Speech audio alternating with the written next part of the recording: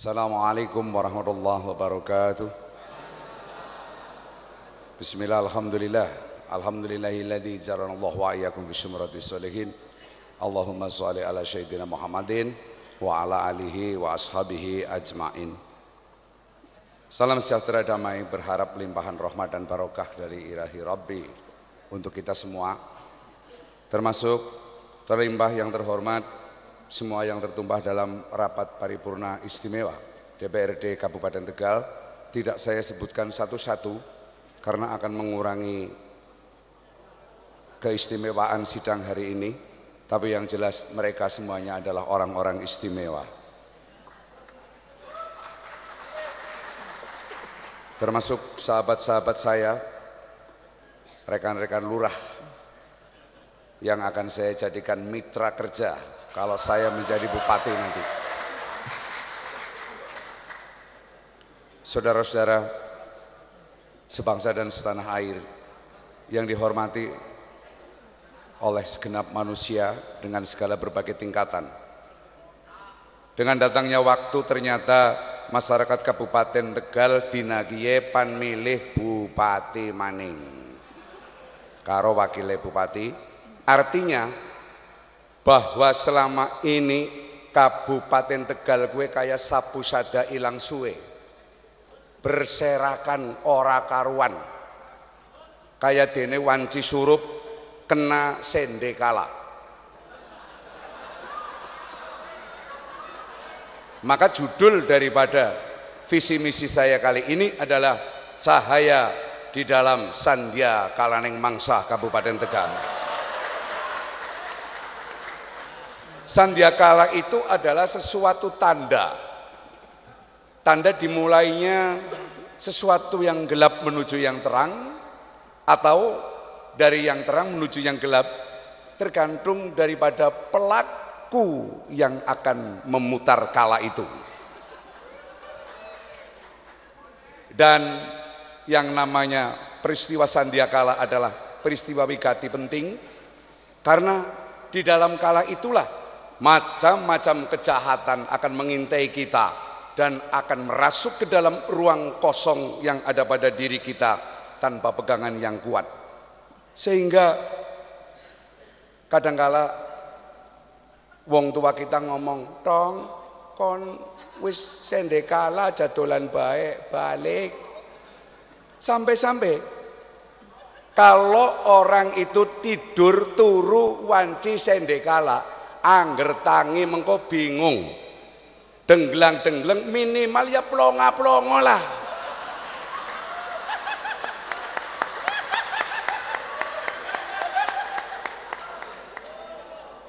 Situasi kehidupan seperti wayah surup dan remang-remang sandiakala di tingkat nasional pun, hampir tiap hari kita selalu disuguhi dengan potret gelap. Lemahnya penegakan hukum, kasus-kasus korupsi besar-besaran, melemahnya peranata sosial, budarnya tata nilai budaya, bahkan ada kecenderungan semakin melemahnya tata nilai religi di dalam masyarakat. Maka dari itu sandiakala akan diatasi oleh agama kita dengan sholat maghrib menutup pembicaraan di kala barat mulai petang. Ada poin A. Di tataran yang lebih sempit lagi, yaitu di Kabupaten Tegal tercinta ini, menurut pengamatan kami berdua bersama dengan Ibu Umi dan bersama dengan yang lain, masyarakat di Tegal ini selalu disuguhi dengan rendahnya kualitas pelayanan publik selama bertahun-tahun. Kalau tadi ada orang yang ngomong temanya pas sama, saya bisa mengatakan, kenapa baru sekarang? Kemarin kemana? Tetapi menurut saya lebih baik terlambat daripada tidak sama sekali.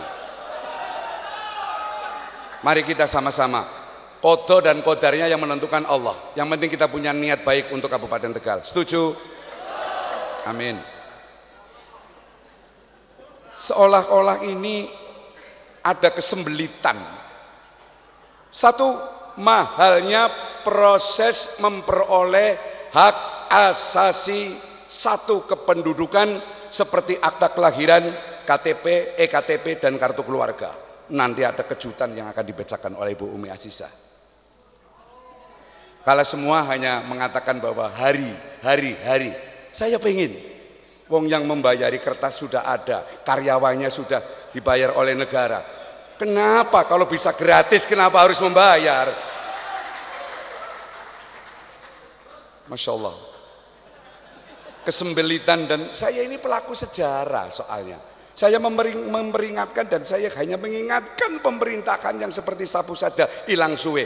Kulil hak walau kana bui. Saya melakukan pelakunya. Saudara-saudaraku yang saya hormati, kesembelitan dan mahalnya proses perizinan. Yang paling segelap-gelapnya adalah terlalu mahalnya dalam proses pemilihan kepala desa. Saya pelaku sejarah karena saya banyak menemani calon-calon sing musuhe tong kosong, calon-calon yang melarat tapi dicintai rakyat. Seolah-olah bahwa pemerintahan Kabupaten Tegal ini tidak memperhatikannya untuk hajat rakyat. Mudah-mudahan ke depan tidak semacam itu, insyaallah. B, saya selalu membawa jam biar jangan telat. B, entah mengapa ya, sampai saat ini kok masyarakat juga masih sulit mengakses pelayanan kesehatan yang berkualitas dan terjangkau, baik di puskesmas ataupun di rumah sakit umum daerah. Bu Umi nanti akan mengutarakan rumah sakit tanpa kelas. Rakyat ini semakin dibuat buntu untuk masuk kepada pelayanan di rumahnya sendiri. Kabupaten Tegal itu kan rumahnya masyarakat Kabupaten Tegal. Seharusnya fasilitas pemerintah itu adalah rumah rakyat, bukan ruang yang asing. Dan pejabat itu adalah melayani rakyat, karena pejabat yang gaji masyarakat. Kalau bilang betul yang kompak, betul gitu. Terima kasih. Di bidang pendidikan, sepertinya pendidikan yang bermutu itu memang hanya milik masyarakat berpenghasilan menengah ke atas. Kalau tadi Mas Fikri mengatakan apabila yang jadi siapapun, saya yang paling menerima kalau saya jadi bupati program sampean.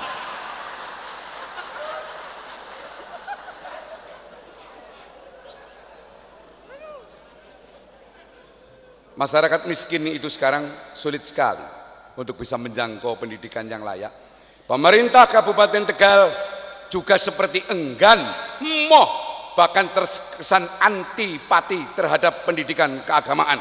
Betapa tidak, sampai saat ini membangun MDA masih merupakan negatif list dalam rangkaian sistem perencanaan pembangunan, baik Musrenbang Des, Musrenbang Cam maupun Musrenbang Kabupaten. Sementara ini hanya pada program nasional pemberdayaan masyarakat pedesaan PNPM yang selama ini mau menampung pembangunan MDA. Bahkan DPRD Kabupaten Tegal yang terhormat dan yang paling dihormati alergi terhadap madrasah diniyah. Ini terbukti. DPRD menolak raperda pendidikan yang diantaranya memuat pasal mensyaratkan anak-anak masuk SLTP harus memiliki ijazah MDA. Ditolak di gedung ini. Ditolak di gedung ini. Kecuali PKB.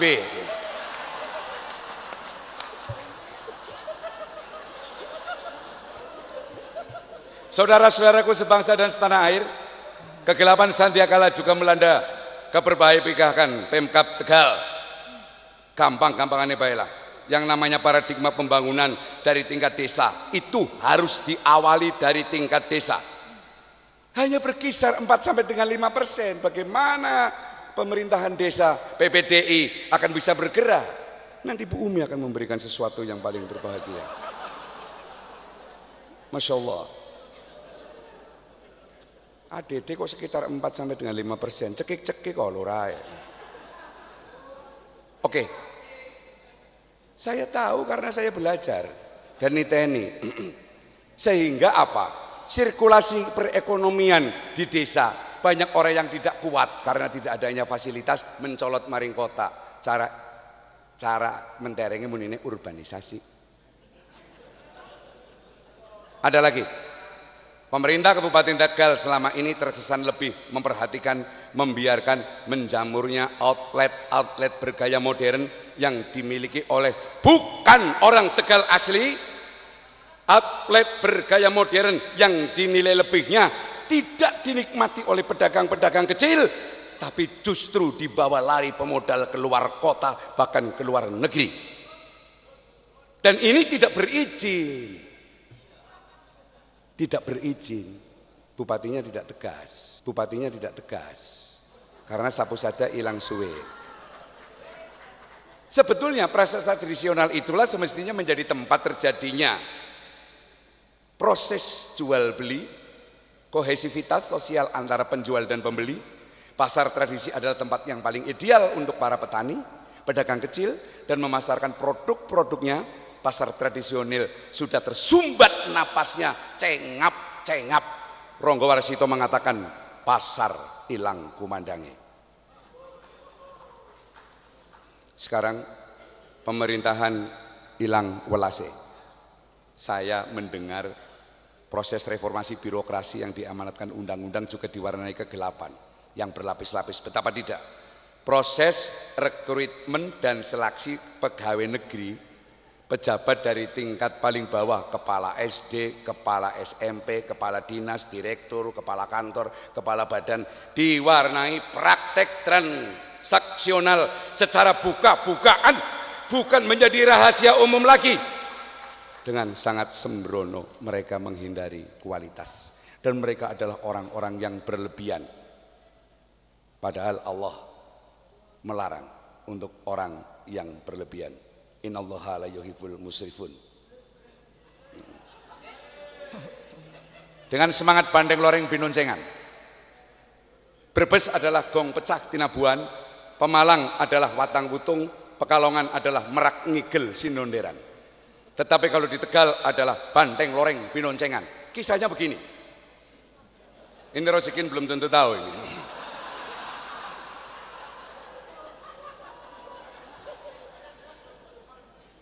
Ada anak cilik, bocah cilik, nunggang banteng, lagi sulingan.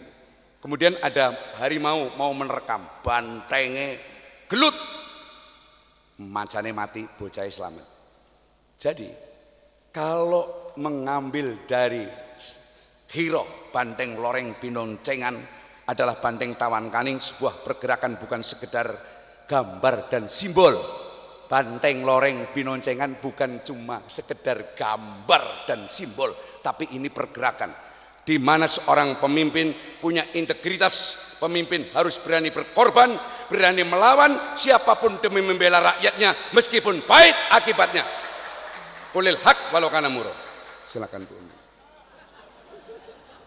Hadirin yang dirahmati Allah, dengan mengucap bismillahirrahmanirrahim, kami pasangan nomor 4 akan menyampaikan visi, misi, strategi, serta program unggulan. Proses penyusunan visi misi pasangan calon nomor 4, Ki Entus Susmono dan Umi Azizah, berangkat dari pemahaman bahwa politik di satu sisi dimaknai sebagai upaya aktif dalam mengadvokasi dan menyelesaikan permasalahan umat dan masyarakat. Di sisi lain, mengacu pada makna yang menjadi rujukan para ulama, bahwa politik sebagai kemampuan menangani suatu masalah sehingga benar-benar mampu mendatangkan manfaat sebesar-besarnya dan menghindar dari mudarat.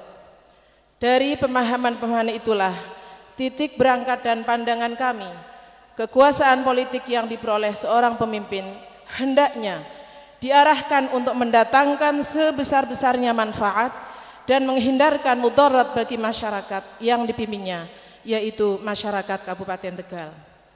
Namun demikian, yang paling penting untuk disadari bahwa kita hidup di ruang yang tidak hampa, akan tapi terikat dalam aturan dan norma. Oleh karena itu, hal yang tidak kalah penting untuk diperhatikan adalah bahwa penyusunan visi dan misi tetap harus berpedoman pada dokumen evaluasi pelaksanaan rencana pembangunan jangka menengah daerah, sehingga visi dan misi yang kami susun tetap memperhatikan prinsip perencanaan yang terpadu dan berkelanjutan, agar sejalan dengan sistem perencanaan pembangunan nasional yang bertujuan untuk mengintegrasikan perencanaan pembangunan dalam satu sistem perencanaan yang utuh dan terpadu, mulai dari pemerintah pusat sampai dengan pemerintah daerah. Visi kami adalah terwujudnya masyarakat Kabupaten Tegal yang mandiri, unggul, berbudaya, religius, dan sejahtera. Kebetulan kami mendapatkan nomor 4, dan secara tidak sengaja kami telah membuat misi ada 4 poin dengan strategi utama 4 poin, juga program unggulannya 4 poin. 4 misi kami: pertama, mengupayakan reformasi birokrasi menuju aparatur yang bersih dan responsif guna mewujudkan pelayanan yang prima dalam pemenuhan hak-hak dasar rakyat seperti akta kelahiran, KTP, KK, kesehatan, dan pendidikan. Yang kedua, memfokuskan pada pembangunan nyata perekonomian masyarakat dengan lebih memberi perhatian kepada 3 sektor penyumbang PDRB terbesar, yaitu industri, perdagangan, dan pertanian. 3, mewujudkan kehidupan beragama yang rukun, toleran, dan penuh kesejukan, serta memelihara dan mengembangkan budaya serta kearifan lokal. 4, meningkatkan partisipasi dan pemberdayaan masyarakat melalui penguatan desa dan pembangunan berbasis desa. 4 strategi utama yang kami jalankan: 1, reformasi birokrasi dengan prinsip transparansi dan akuntabilitas melalui teknologi informasi dan komunikasi sebagai perwujudan good governance. 2, kolaborasi pemenuhan hak dasar rakyat dengan investasi sosial. 3, pengarus utamaan gender. Dan yang keempat, penguatan kapasitas desa melalui pelimpahan sebagian kewenangan bupati kepada camat. Bapak Ibu hadirin yang berbahagia,